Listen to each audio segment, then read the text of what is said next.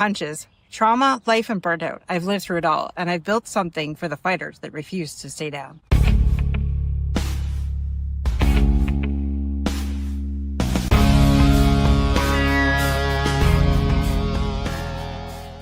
If you're ready to stop playing small and own your story, then this is where you belong.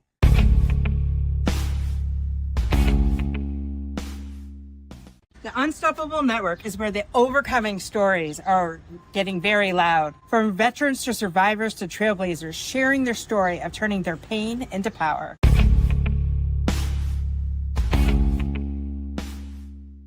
Welcome to the Unstoppable Network, where we turn your mess into a message.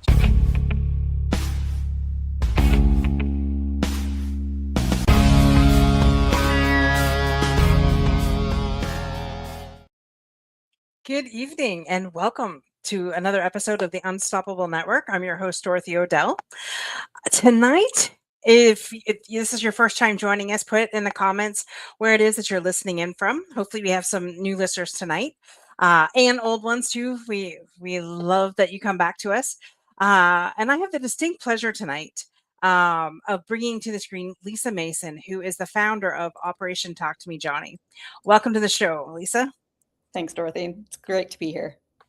Absolutely. So I met you through Chad Kennedy, the guy that's walking Canada C2C for PTSD. If anybody doesn't know Chad Kennedy, you need to know him. He's wild and crazy, but he's got a heart of gold, and he is a veteran and first responder himself, retired first responder, and that's how we got connected. But I want to hear about you, Lisa. Tell us a little bit about yourself. Yeah, so I started Operation Talk to Me, Johnny in 2023 with my parents. So in 2021, we had the devastating loss of losing my brother, John, to suicide after an 18-year military career. So he was still an active serving member. And he had done 2 tours to Afghanistan, Roto 108 and 309. And I knew after the first rotation that things weren't quite right. It's always funny, right? Big sister. She always knows best. They never listen, but she always knows best. I told him, you're not going back. Like, it's not happening. There's something not quite right. We need to get you some help. And if you try to go back, I'm calling the Padre. And he was like, go for it. Which I think is pretty standard response across most military guys. Right. So he did go back. And when he got back to Canada, he had some issues. After that second rotation, he had some drinking issues that were stemming from PTSD. So he did go into a rehab program, more specifically for the PTSD or PTSI. And he wasn't quite ready to leave, but, they kick you out after so long. And he went back and he was doing pretty well for a while. And then, things started to deteriorate in his marriage and in his family life. And that caused some extra stress. And on November 22nd, 2021, he was gone. It was one of those calls that you are never prepared for. I mean, I don't know that you're prepared for many, but, there were days where I would have definitely told you that he was at risk. But the last conversation I had with him 3 days before that, he was the happiest I'd seen him in a long time. And it wasn't until I did the first aid for mental health course last year that I realized that actually should have been a warning sign. So, when we got the call, obviously we were all a little bit shocked. And by a little bit, I mean a lot. Weren't really sure what to do with ourselves. And I think we really spent most of that next year in a bit of a daze. So for those who don't know, when you're a family and an active serving member dies, they do what's called a board of inquiry. And I mean, even right from the death, the military gets involved. So all of a sudden you go from this world of being a civilian and doing things, the civilian way to all of a sudden sort of being highly involved with the military. And so, you know, you're thrown into this land of, okay, you know, this is what we're going to do. And they're like, yes, but. And I remember, I mean, we had a heck of a time getting the military on the phone appropriately and getting to the right people when John died. And they finally showed up 3-4 days later. That's not standard, by the way. It was just our experience. And 3 days later, I think it was. And by that point, we already had the funeral planned. We were ready to go. We were doing what you would do as a civilian. And I remember them coming in and they're like, "Oh, you're done." And I was like, "Yeah, like, you know, we've been calling you for 3 days." And they're like, "Oh, okay." And so I show her the obituary and she's like, "So we're going to change that." I was like, "What?" But it's because they've got very specific ways of wording things, and you know, what is true to us as civilian and family is not true to the military. And so because he was still an active serving member, we had to abide by these guidelines that we had no idea about. And so, you know, and then you go through that next year and the board of inquiry starts. And so that's basically where they do an internal investigation to determine whether or not the cause of death had anything to do with military and if it could have been prevented in some way. And so you know that this has started, but you don't really get updates and you don't know when it's going to be finished. And so you're just sort of sitting and waiting in this weird limbo. And so I think it took, a little over a year and a half or so for them to finish the board of inquiry. And you sit down with them and they're like, "Okay, so this is what we've determined. You know, this happened and this could have been avoided, you know, or, you know, he may have gotten more help and we may have been able to avoid this if we would have had more social workers on site." And I was like, "Okay, great. So you guys are going to do that and other lives will be saved. And, you know, that's going to be good." And they were like, "Well, we're going to suggest it. But I won't say that's what's going to happen." And you're like, "What?" Like, you know that you could save lives if, like, you did this, or you're pretty sure you could save lives if you did this.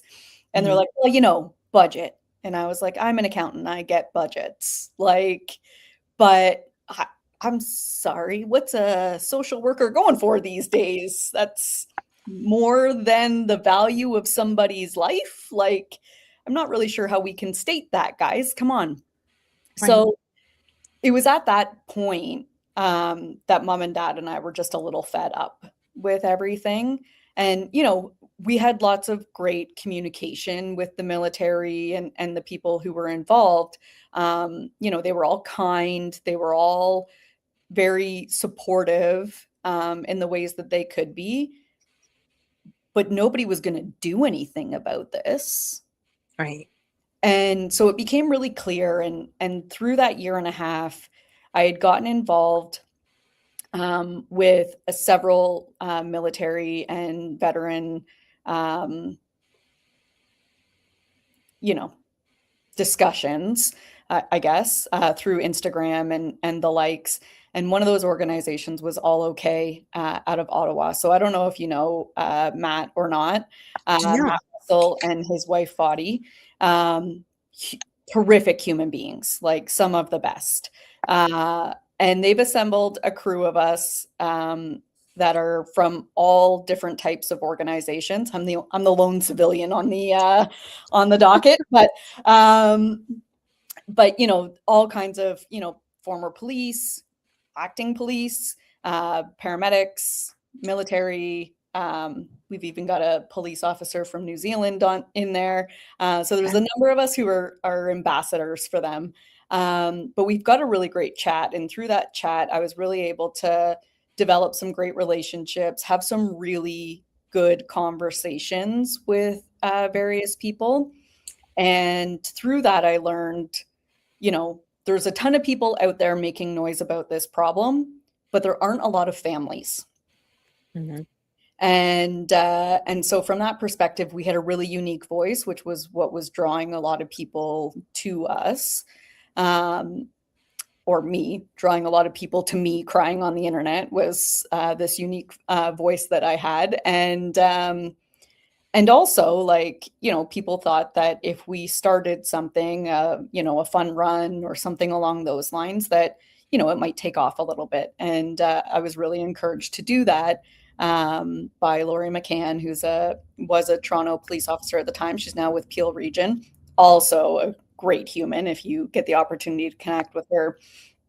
And so I finally said to mom and dad, what do you think? Like, I think we do this and let's do a ruck.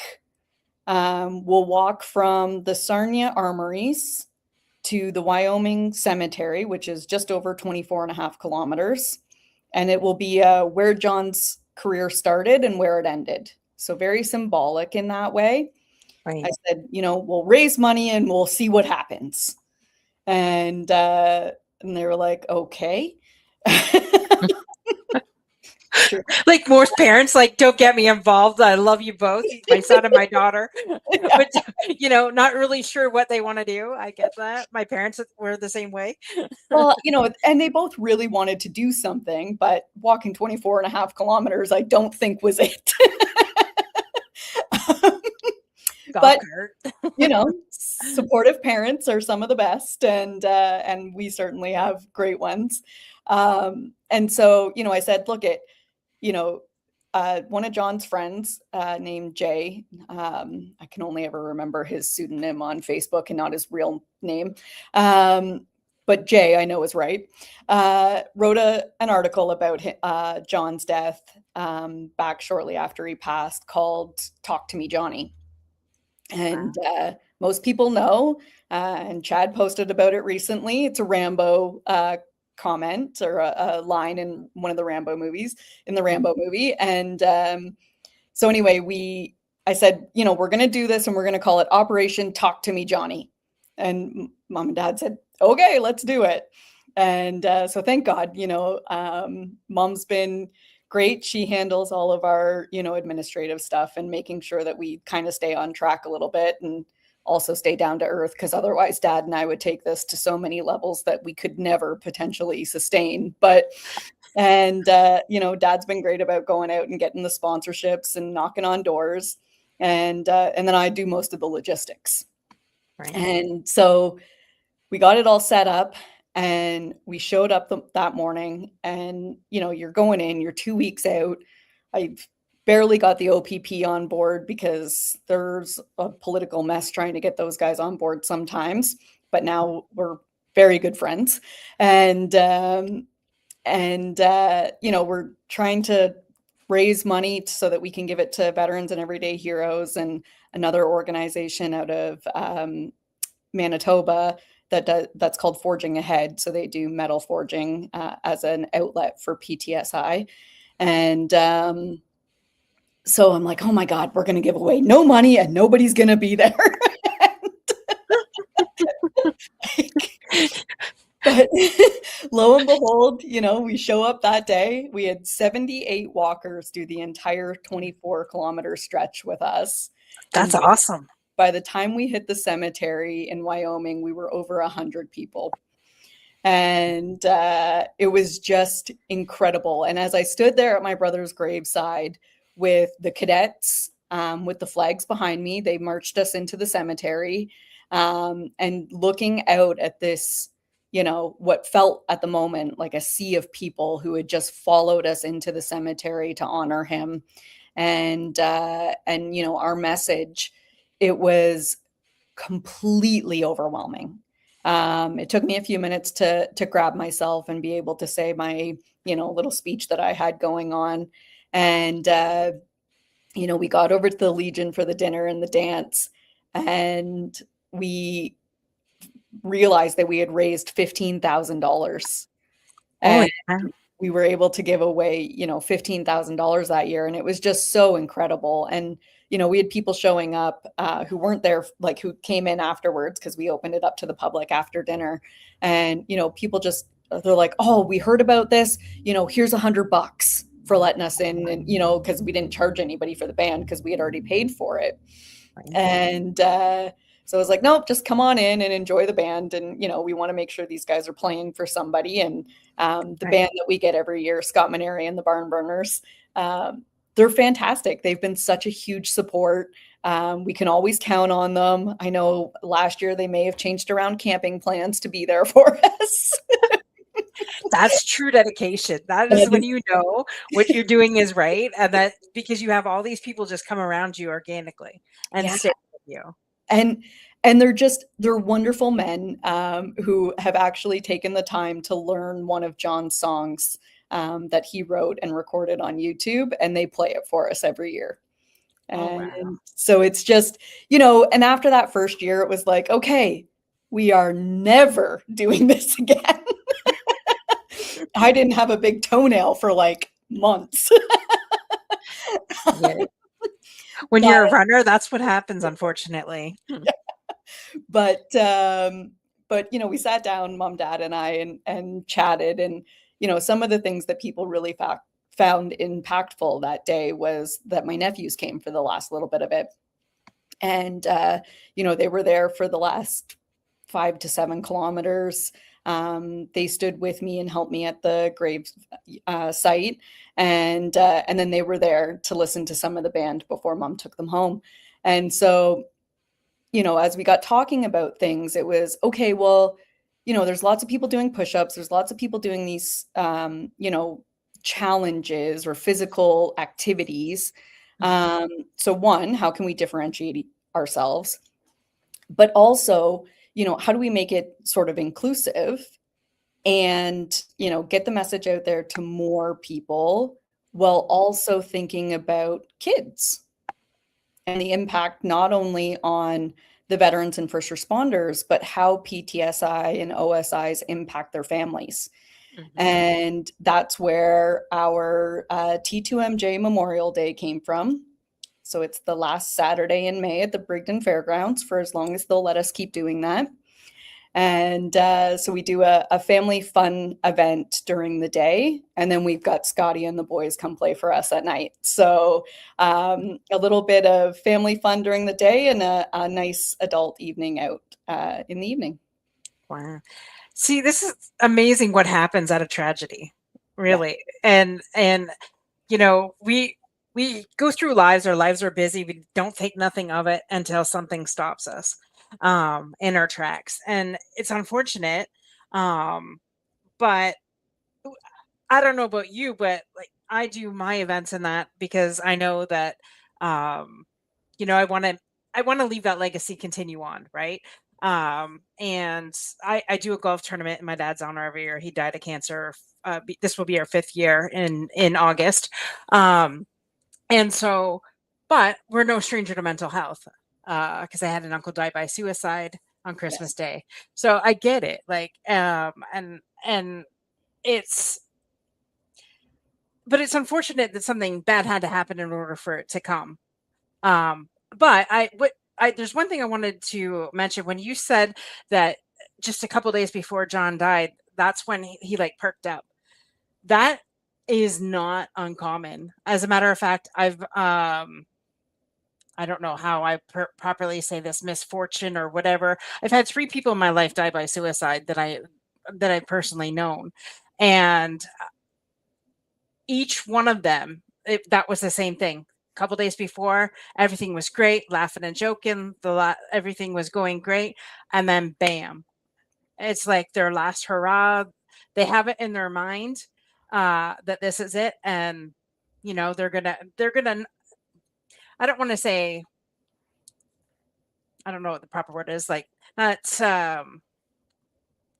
get rid of this scent, I guess, of what's going on and just like change the trajectory so that people don't put any thought to that.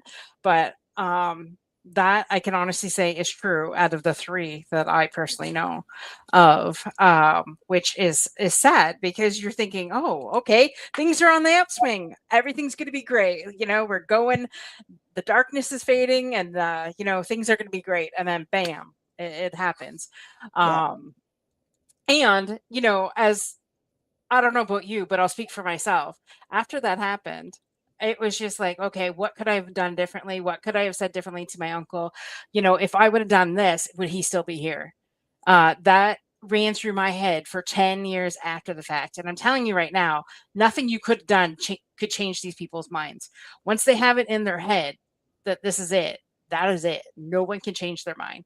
Um, and so if you're listening and you're hearing this, or you're possibly going through the same thing right now, nothing you could have done could have changed the outcome. It is 100% the way they wanted it.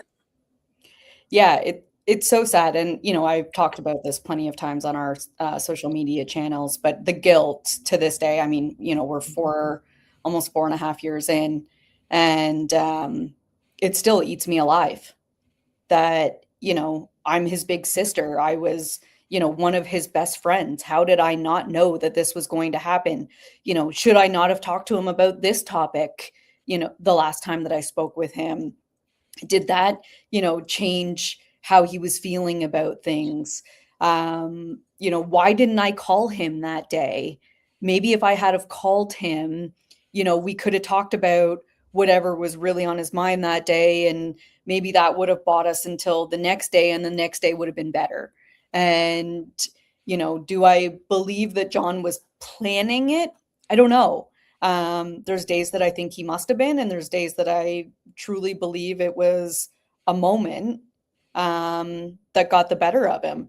And we'll never know. I can't ask him these questions, obviously, but it's one of those things that the guilt in the grief is absolutely, it just eats me alive. And I think that's what makes suicide deaths so challenging. Mhm. It's death is never a good thing. Like, nobody wants to lose a loved one. But, when it's illness, or when it's, a car accident, or even, this latest incident here in Sarnia, there's nothing that you could have done, and that. Um, and that doesn't make the grief any easier, but at least you don't have this guilt eating you alive that you could have done something. And I'm not saying that one is easier than the other. That's not what I'm saying at all. It's not. um, but I think that there's a level of grief to those left behind by suicide that other survivors don't have to deal with. And it makes us not want to speak up, because what if it was actually my fault because I didn't do something? And as I said, the guilt still eats at me, but I know that there's nothing that I could have done. And so I'll echo your message. Like, if that's something that somebody out there is struggling with, that they could have somehow saved their loved one, it's not true. And you have to find a way to be at peace with yourself and everything that you did do for them while they were here, to know that you made the rest of their life as good as it could have been until they decided to leave. Yeah, absolutely. And it's not easy for us to say that, because it took me 10 years before I finally realized that it wasn't my fault. Yeah. 10 years. I don't know how many different counseling sessions and different ways of counseling that I went through back then. Uh, and some free, some not, some mentorship, going through the church, whatever you got to do, Yep. to grab a couple of friends, call 988 yourself. And what I really, I don't know if like's a better word, but we finally got on board, Canada and US. It's both 988, the suicide hotline. And it's about damn time that we all got on board to help. It's a global thing. Oh yeah. And so if it's just easier to remember one number, right? So I'm glad that we finally did that. But don't, and I know I'm preaching to the choir, but like, having those thoughts, I mean, I've had those thoughts myself. Life would be better off without me. If what if I just wasn't here, maybe this wouldn't have happened. But in those moments, catch yourself and reach out to somebody. That is the most important thing that you could possibly do. And, maybe you're not planning it, but maybe just even having those thoughts scare the shit out of you. Reach out. That is the Absolutely. number one thing. Um, and it's not easy. I there's not too many people I can have those conversation with when I'm in a really dark place, right? But there is a couple people that I reach out to if that does happen. Um, and I think that's what being there for each other is all about, really. Absolutely. Yep. Um, but yeah, it's it's one of those things that, like, 30 years later, this is the 30th year, and I'm just like, ooh. It's funny. I had an epiphany about a month ago about something that I didn't even. I thought I was done. I thought I had let go of everything. No, no, it did. I didn't let go of everything, because there was something that came up that triggered me about something else, and I was just like, okay, I thought I dealt with that like 15 years ago. But it's funny what your brain can tell you. When you go through these things, but just keep plugging it away. I see healing is like an onion, one layer at a time. When you think you've dealt with it, there's still another layer, Oh but yeah. you just keep going, you know, you just keep going. Yeah, So, and I think, that's sort of what we're starting to experience now is, you think that, okay, well, the first year's the hardest. So we'll get through that and it's going to be a lot easier. But then things happen, like John's oldest son graduated from grade 8 and has started high school. And that was so hard.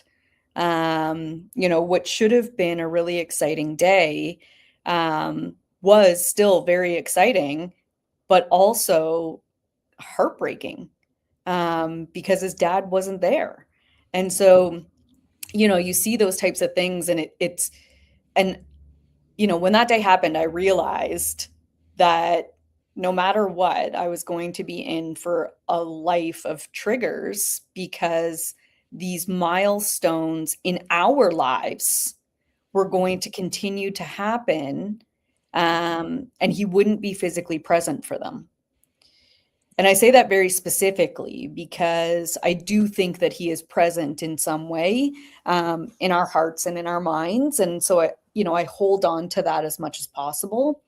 right. Um, but it's hard to not have him in the pictures, to not have him there with his big smile, giving his son a hug.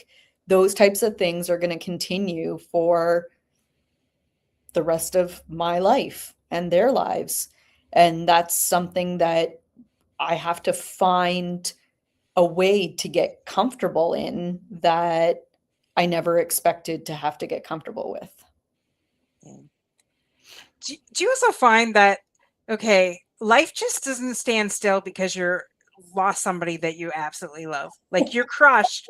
You are crushed, and it takes everything in you to take a deep breath. And yet, life is still going on. Oh, Work yeah. still expects you to show up. Everything needs to still happen. But you're in this mode of like, I can barely breathe, but Yeah. you want me to do this. Okay, sure. And I found that I've had a lot of deaths in my life, but I found that especially after my dad died, like it felt like I was in this bubble, um, and the world's still going and expecting you to just to keep up. And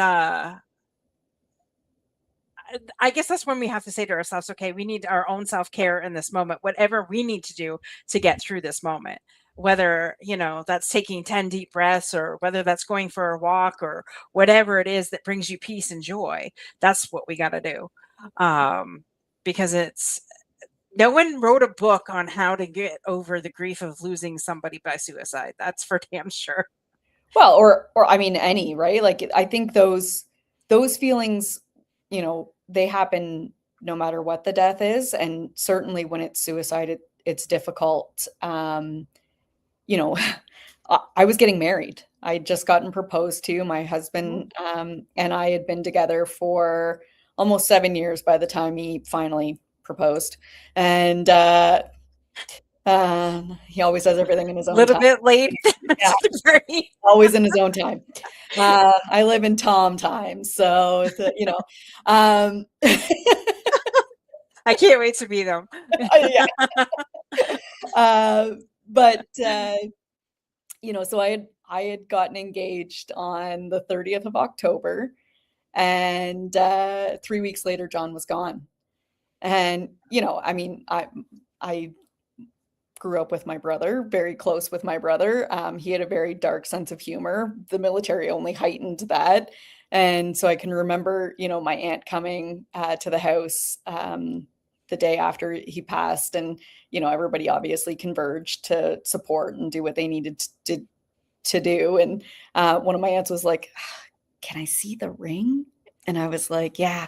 And so anyway, she's like, "Oh, I know it sucks, but, congratulations." And I was like, "Yeah, jerk. He's always been trying to one up me his whole life, decided that he couldn't after I got engaged finally. And so he did this." So the spotlight was back on him. And mom's like, "Lisa." Oh my God, you sound like my family, because that is exactly how we would be. I was cracking jokes on my dad's deathbed, and everybody's looking at me like, has she lost her freaking mind? And my mom said, that's exactly the humor her dad had. So, Yeah. that's her way of getting through it. And that's his way of like receiving. He hears her, even though he's not quite there, but it's okay, And I love that you said that, because when we go through these moments, it's just like, uh, I was telling somebody, oh yeah, I wanted to be a romance author. Like I'm an author doing, like, I wrote my memoir, but I wanted to be a romance author. But I was supposed to do it with my cousin. And this woman I was talking to her at the conference this weekend, she goes, "Oh really?" And I said, "Yeah." I said, "But that bitch just up and died on me. She had cancer and she up and died on me 2 years ago. So we were supposed to write it together, and now we can't write it together." And she just looked at me. I'm like, you have to understand Understand. how we Yeah. were, right? Like that's just what we did. Well, yeah, and like he just wanted the spotlight and couldn't figure out a better way. So I guess this is what we're stuck with. Um, but anyway, and so, because my husband and I had been together for so long at that point before getting engaged, we had already decided on a March wedding. And we were just going to do something small and sort of do that piece and just really in our style. And so, of course, we get through John's funeral. And the last time I saw John, I had actually gone and tried on my wedding dress and picked it out and showed it to him, and he made jokes, and we hugged and cried, and I cried, and you know and whatever, because we were so excited and so happy. And then 2 weeks later he was gone, sort of thing. And I can remember it didn't quite fit. And so they were going to have to maybe let it out a little bit or whatever. And I went in December to try it on again so that they could do the fitting to adjust it. And I go in and the woman's like, "It fits perfectly now." And I was like, "Well, that grief diet really does something for you."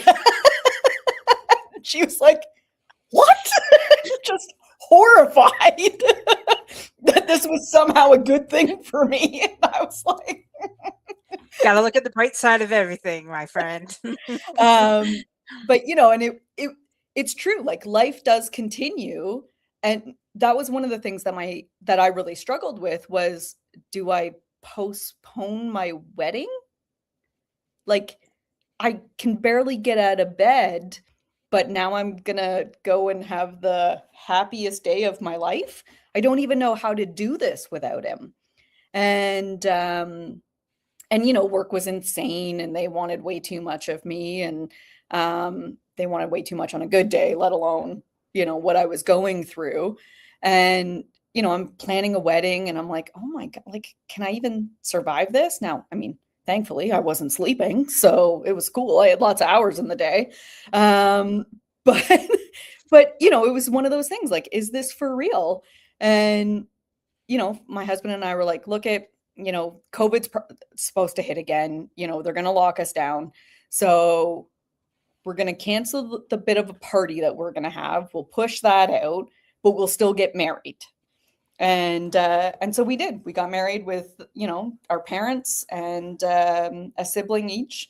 I mean, I only had one by that point. So, and we did it. And, John's fiance came and represented both of them. And she continues to be a big part of my life today.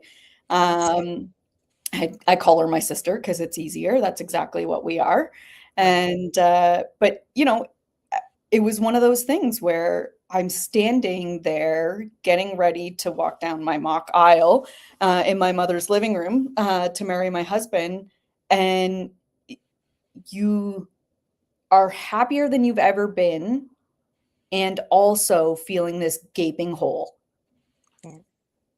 And but that's, life just keeps going. Yeah, it does. Unfortunately, it does. But also, fortunately, could you imagine if you had to stay in that and just sit No. and have nothing to push you out of it? No, you got to look forward to something. And it's ironic that you said that because I got engaged. I waited till I was 40 to get engaged. 40 years old, people. So we take off to Dominican, my boyfriend and I, November what? It was in November. I can't remember the exact day. Come back engaged.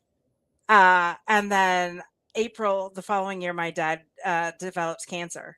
Well, everybody's telling me you got to change the date, blah, blah, blah. Ended up not changing the date. And it was something that he looked forward to.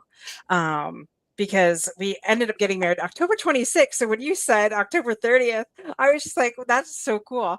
Yeah. So we got married October 26th, and then December of that year, we got another phone call that his lung cancer had gone, but then his liver they found stage 4 liver cancer all of a sudden. So I think in those moments, it's like, and then how do you get through that, right? Like, you just do. Anybody who's never experienced grief, you're blessed. But I mean, we are going to experience it at one time. Yeah. There's only death and taxes are the only guarantees in life. And so, unfortunately, we are going to experience that, but you're right. It's just like, how are we going to let it affect us?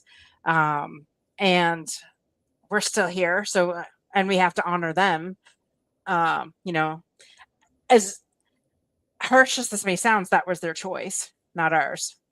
So that's how I got through it, because I was just like, after you go through the stages, you're upset, and then when you get to the pissed off stage, look out, because I spent a lot of time there, Dorothy. I spent a lot of time there. Eventually you get to just survival mode, and then you get through that, and then you get through acceptance is the last one. But there's a lot of roller coasters in between that, and you can still cycle that cyclone. Keep revisiting anger. Yeah. I get you. So it's I told so it took forever for the military to get through all of the things, and it actually wasn't until last year that we were finally sort of through the last of it. And so you're 3.5 years in, and you're still dealing with just like the death things. Like, you forget the healing. Like, you're still dealing with all of the administrative things that need to be done because he was a military member. And so the last thing was the Veterans Affairs decision around whether or not it was military related. So the Board of Inquiry is one thing. It has absolutely no bearing on Veterans Affairs. And so we were waiting for Veterans Affairs to decide if this was military related, and if he was going to be, if we were going to be a Silver Cross family or not. And so ultimately made the decision that yes, it was military related. It was definitely related to his tours and his military service. And so on Mother's Day last year, we were presented with the Silver Cross.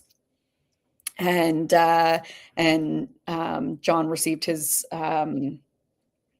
My dad accepted it on his behalf, but the memorial medal or something, I can't remember exactly what they call it. But anyway, so I had to take my nephew for a haircut before they got there, and so we jump in the car, and this is the oldest, and we're driving down the road, and I was like, "How do you feel about all of this? Like, it's got to be tough. Like, Dad's been gone, a couple of years now, and here we are still kind of dealing with it." And thank you, Mom, the sacrifice medal. And and so I'm taking him for a haircut, and he's like, yeah, it's fine, Aunt Lisa, it's fine. And I was like, okay. I'm like, because I'm angry. Mm-hmm. Like, I'm mad today. Today I'm mad. And he was like, yeah, I'm kind of mad too, Aunt Lisa. And I was like, and then, Nan, she's just going to go with the flow, and she's not mad about anything, even though today she's getting a medal for losing her son on Mother's Day. Could they not have picked a different day? Like, come on. He was like, I didn't even think about that. It's Mother's Day weekend, and this is what she's, getting this year. And now, I mean, it was a bit ironic that it happened because John never, ever forgot to call home for Mother's Day, even when he was in the field. Or, in Afghanistan, they used what they called the squirrel phone, and called home. And, so it was fitting in a way, but also like, yeah, the tact was sort of missing on that one a little bit. But so, then he woke up the next morning and he was like, Happy Mother's Day, Nan.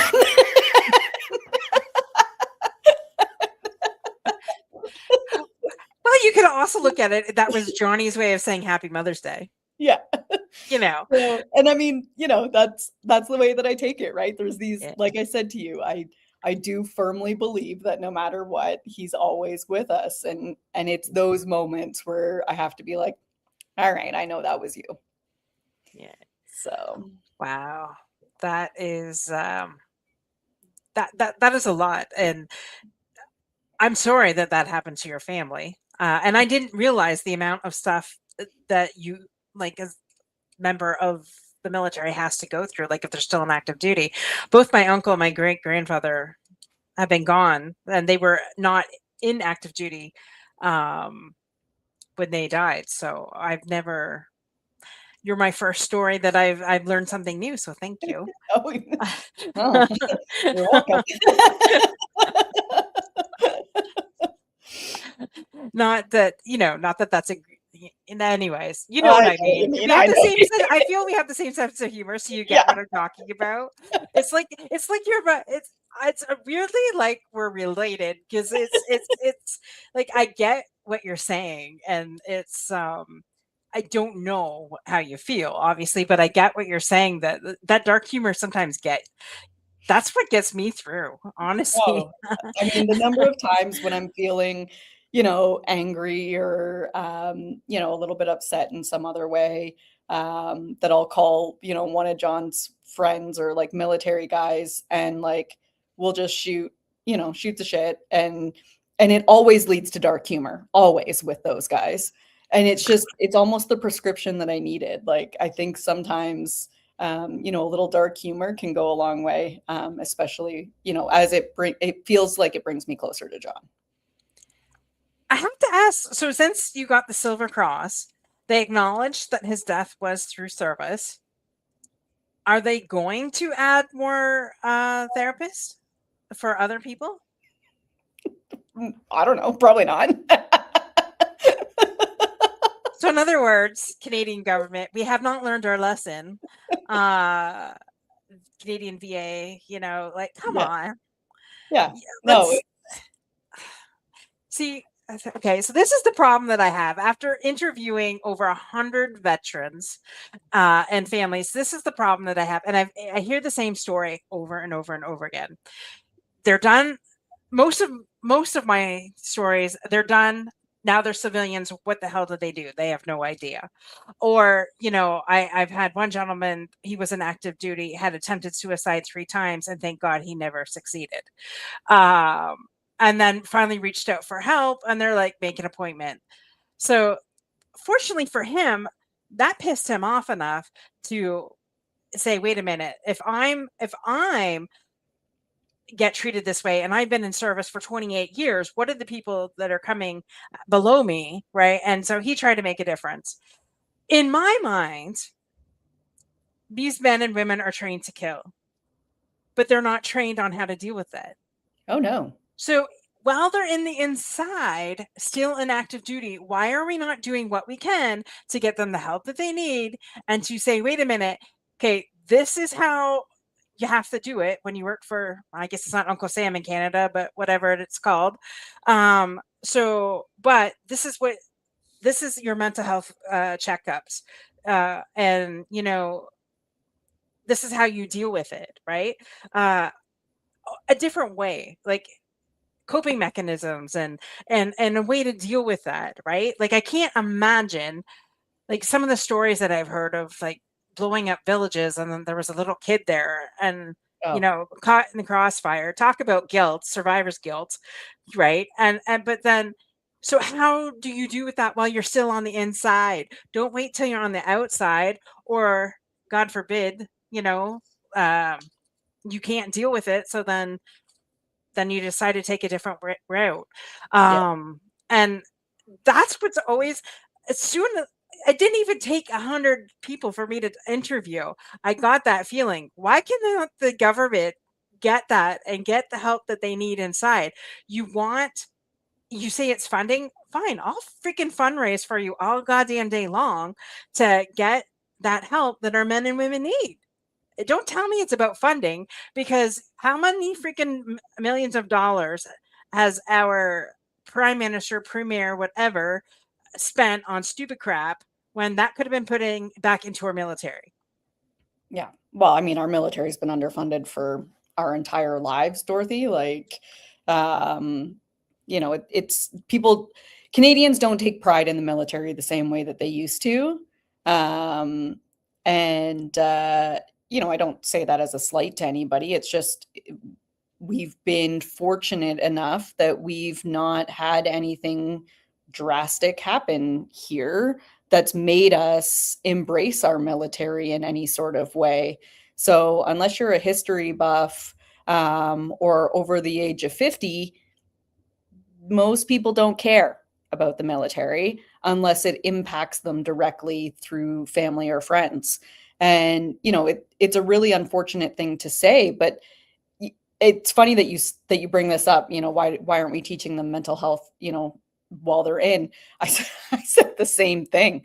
Like, when we were dealing with the military very one-on-one in the months after John passed, I sat down with one of the RSMs and I was like, okay, so look we know one of the things that Johnny was struggling with was he was 13 months from retiring. And, what was he going to do with his life? Because he couldn't get into the police because his back and his knees were too bad and he had PTSI. So, that was out. And so, what was he going to do? So we know that that was one of the problems, was this, identity crisis that he was sort of staring down. And so I said, like, what, maybe 3 people out of an entire year's graduating class spend their entire lives in the military. Like, why aren't we talking about, skills that are transferable in the early days so that they understand what, their options might be in 5, 10, 15, 20 years? Why isn't that a conversation that's sort of had and checked up on every few years and, whatever else? And why isn't mental wellness part of basic training. Like, you know, and I had a really great conversation with a gentleman out of the US on a podcast that I was on recently. But, you know, we talk about mental health and, you know, whether it's psychology supports or meditation and breath works, but as this like, oh, you know, your mind's going crazy. So you need to, you know, you need to deal with yourself. But instead of framing it as, you know, let's get stronger and be better in our roles and, you know, within our communities by making sure that we are mentally capable of giving everything we need to on the job. And, you know, I mean, I'm an accountant, so it doesn't matter quite as much for me because, you know, people's lives are not in my hands every day. But when I'm having, you know, a depressive episode, or when my anxiety is through the roof, or, you know, if I've been experiencing sleeplessness because of my mental health and the things that I've been going through while I deal with my trauma, I suck at my job the next day. So you can't tell me that these people who are wearing uniforms and are, you know, are in charge of keeping us safe are at their finest if they're not taking care of their mental health as well. And that's not a slight. I'm not saying that they're not doing their jobs well, but why aren't the, you know, the upper ranks putting this together as no, we can keep them longer, you know, they're going to be healthier and their performance is going to be better. But instead it's, oh, well, you know, you're crazy, so go see somebody. Like, not to mention the divorce rate amongst our military is at a whopping, I think last I heard was 80%. So I would believe that. Between military and first responders, 80% divorce rate, like, come on. And I totally get you. Like, I'm a bookkeeper by trade. I've had a lot of stuff over the last couple of years.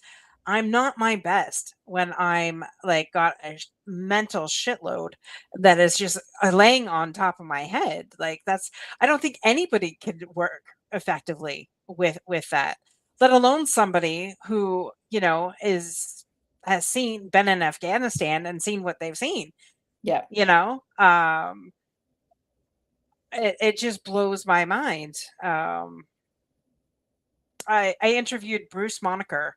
I'm not sure if you're familiar with him. He was from here from Windsor. He's now stationed out, or not stationed. Was forced retired after he went to Afghanistan. Make a long story short, one of his units got hit and he basically lost the top of his head. Basically, his head was shot wide open.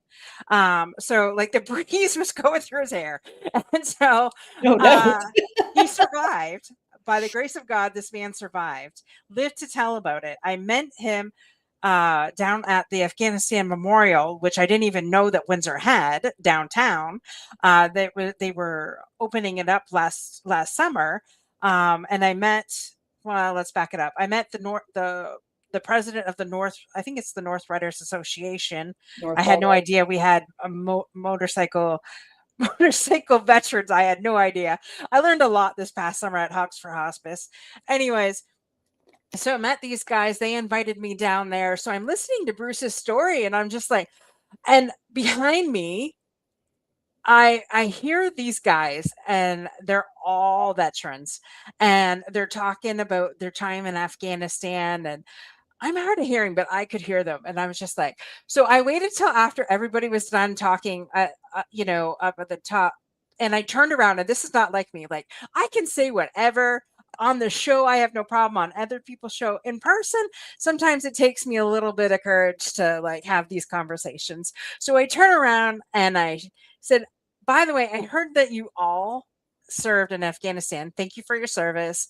I shook their hands and thanked them. And they're like, who the hell is this? Right. And so afterwards, I went up to Bruce and I said, Bruce, I have this show, Unstoppable Network, veteran survivors, trailblazers, sharing their stories, turning their mess into their message. I would love if you would be part of this. And he's like, oh, absolutely. And so finally I had my second Canadian on. This is my like third doing with Canadian military. I mean, Yeah. so it's like I say all that to say it's like the Canadians are different. They don't want to talk to begin with. Americans are more vocal, but I think what we should start doing is start having those conversations. You know, civilians, and if you happen to see somebody in active duty, just go up to them, thank them for their service or their sacrifice, because they signed on the dotted line to put their lives on the line for our country. So it's a blank check. Yeah. They signed a blank check, and I don't think most people get that. And I get really upset when I hear that veterans are spit at when they come back, or active duties are spit at when they come back from war. Listen, they're doing your job. Does somebody come into your place of work and spit on you when you're doing your job? Not to mention the fact that what they've seen and what they've had to do will surpass anything that you've had to do at a desk. Let me tell you. Yeah. And so when I hear these stories, it really ticks me off. Yeah, and look at, I understand being against war. Like, sure, you think I want wars to happen? No, but the reality is these guys don't pick where they go. Your elected officials do that. And if you don't like it, go spit on them. Like, Exactly. but Exactly. and I'm not suggesting anybody should spit on any No, I politicians. get you. I mean, there's a few I'd like to, but no. I plead the fifth. Yeah. But, it gets, so I remember my very first, like, I lived in Toronto for a number of years, and I remember my very first Remembrance Day there. And, John had already been overseas twice, and so Remembrance Day became increasingly more important to me. Although my grandfather was in the military, so it always held, semblance to us. But so anyway, I went, and I'm standing there, and they go to do the moment of silence, and some asshole group of people start protesting in the middle of the moment of silence. For the entire moment of silence, they chanted, no war, no this, no, whatever, right? Basically. And I was just like appalled that this was even, so this was the City of Toronto one down at City Hall. I later learned that there was another one for Ontario. And so I started going to that one. They keep protesters much further back over there. But, I couldn't believe it. Like, pick the appropriate time and place. And the moment of silence, honoring those who have sacrificed their lives to protect others, rightly or wrongly, Mm-hmm. That's not the time or place. Right. And so, it's disgusting to me, the entitlement that people have now in this country. And, as I said to you, like, there's no Canadian pride in our military unless you are directly impacted by military life. And it's sad. Yep. It is absolutely sad. And I really wish, because when I was younger, my uncle was stationed out in Kingston, and we went out there to the base and saw him a couple times. But I really wish I would have known the impact back then. Like he was an administrator, so yeah, he never saw active duty, and then that pissed him off because he wanted to be an active duty, but then he had no eyesight, no hearing. So they're like, son, you ain't going on the front line, okay? So then he got mad and wanted to become a chaplain so that he could go out to the front line and pray for them. And I'm just like, and so he went all the way through schooling, and that's when they got rid of all the chaplains in the Canadian Armed Forces. So then he was like, well, screw you all, then I'm getting out of service, and I'm going to go to Taiwan and teach English to Taiwan, to the Taiwanese. So anyways, he was getting overseas no matter what. It was just how he had to do it. Yeah. And so, you know, I really, for me, when he was home at Christmas, Christmas was like the best, right? When Uncle Brian comes home, you know, and I never even thought, because I see it differently today, right? I see the sacrifices, those reels, they're on, like when the men and women come home and you see the reels of the military coming in, like I tear up and I am just like, and I didn't really realize the impact back when I was growing up when I had that, until now they're gone. And I hear all these stories from our veterans and, you know, active duty members and things like that. And I really wish I would have had that conversation back then when he was still alive. But it doesn't matter. I understand now at a different level. But if we could teach this to the people today so that they have this, you know, uh, to talk to the men and women that are still serving, and maybe it's us raising the bar, I guess, and saying, hey, wait a minute, you know, like I'm all Lisa. Anytime you want to go against these guys and say, hey, you know, let's find a solution to help these men and women on the inside. I've been saying this for 4 years. So any way we could get that to happen, any person you want to go with, let me know, and I'm there with you, because I'm telling you, there's got to be a change. Yeah, there is. And, you know, I, that's part of what we're trying to accomplish with the T2MJ Memorial Day, is bringing the community together with our everyday heroes. And I'm still very hopeful that I will actually have some military guys there this year. So we'll see. But, you know, and bringing them together so that, one, you know, you're able to sort of engage with them a little bit, humanize each other, remember that we are all humans, and to show compassion and you know, support to each other, but also, you know, bringing the kids out, and letting them engage with everyday heroes, while also, you know, subtly having this mental wellness conversation, I think is going to be really impactful in making mental wellness, just part of everyday life. And, you know, we certainly didn't talk all that much about mental wellness when I was a kid. I mean, I grew up in the 80s and 90s. So, and, you know, it's becoming, we're focused very much on, you know, kids' identities and things like that, but we need to also be talking to them about what their emotions mean and how to control them, and not control in a bad way, but control in a way that's productive. And I think, you know, if we can make it sort of a mainstream conversation that's layered in with fun and layered in with,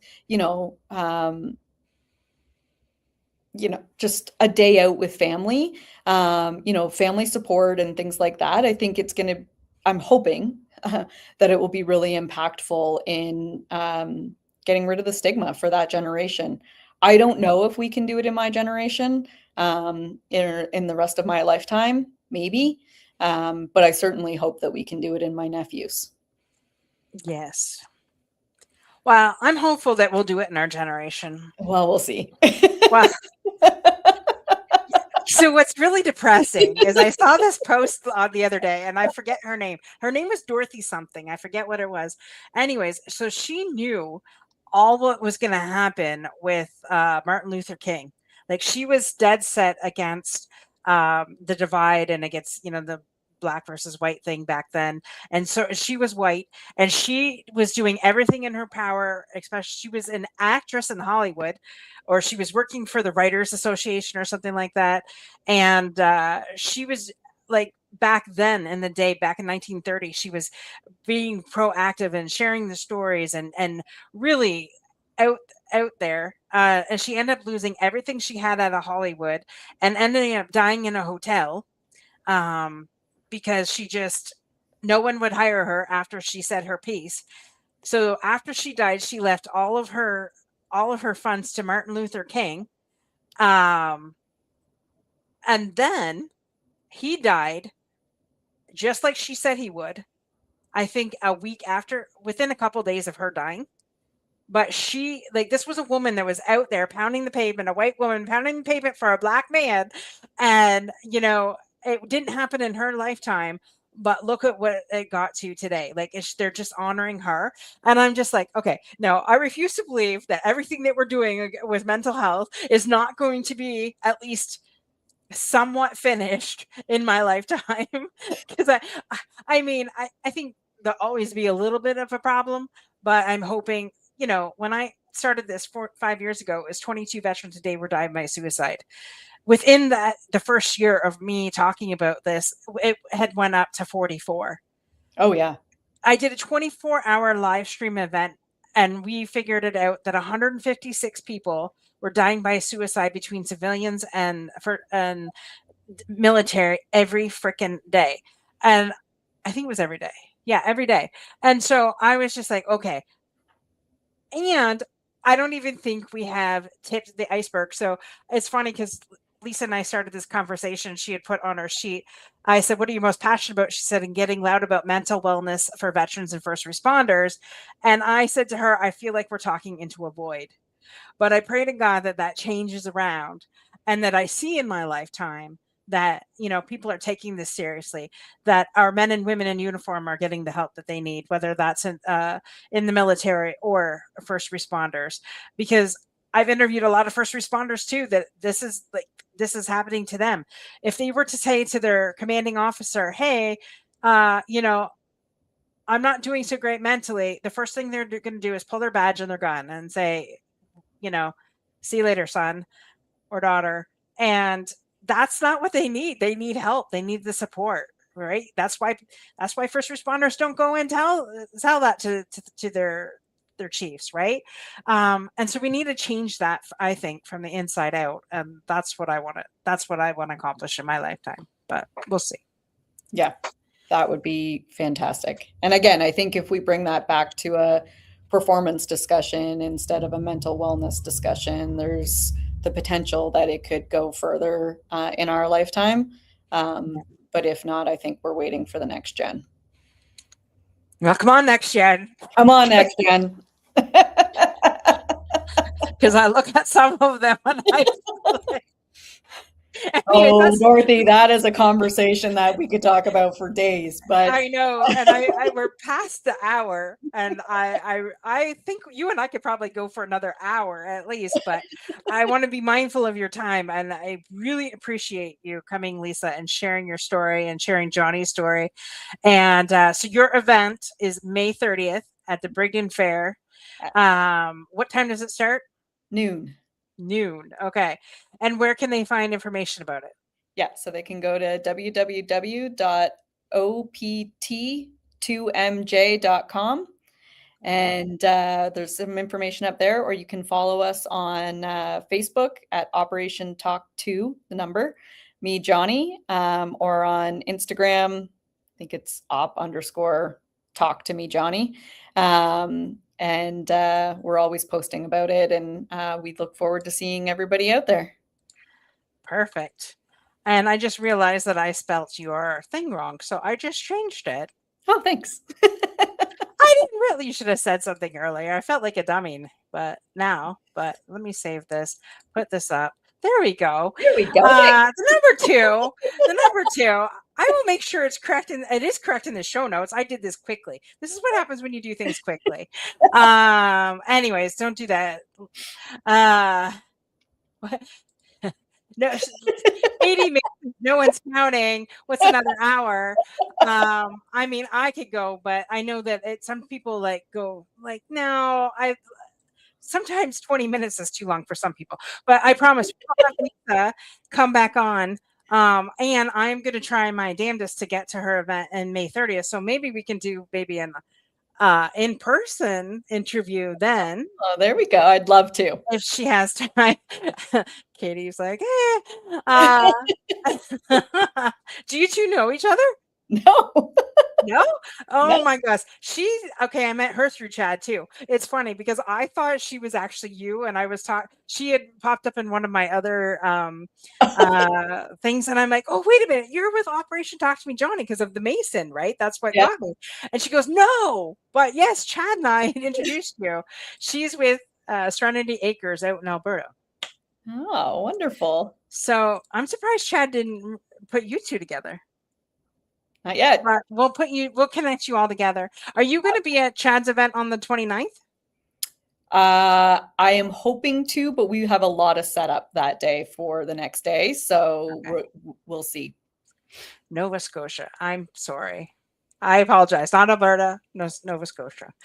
Okay, either way, we'll connect everybody Yes. there, and if I don't see you on the 29th, I'll see you on the 30th.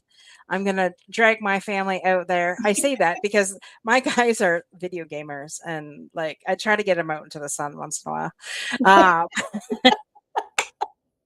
I get that. I get that.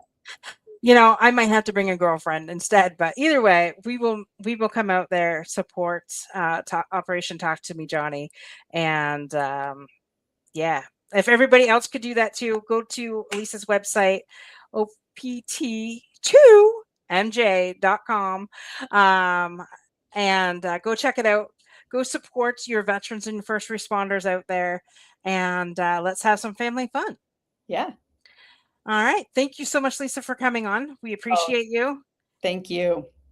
And guys, go check out our YouTube channel, The Unstoppable Network. Subscribe, share with your friends, share this episode with a family that really could hear this uplifting episode, because I don't know about you all, but when there's tragedy, something we all stick together and we all get through it and together instead of apart.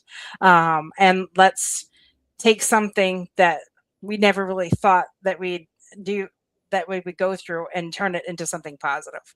Right? Because I want nobody leaving this world in vain. So there we go.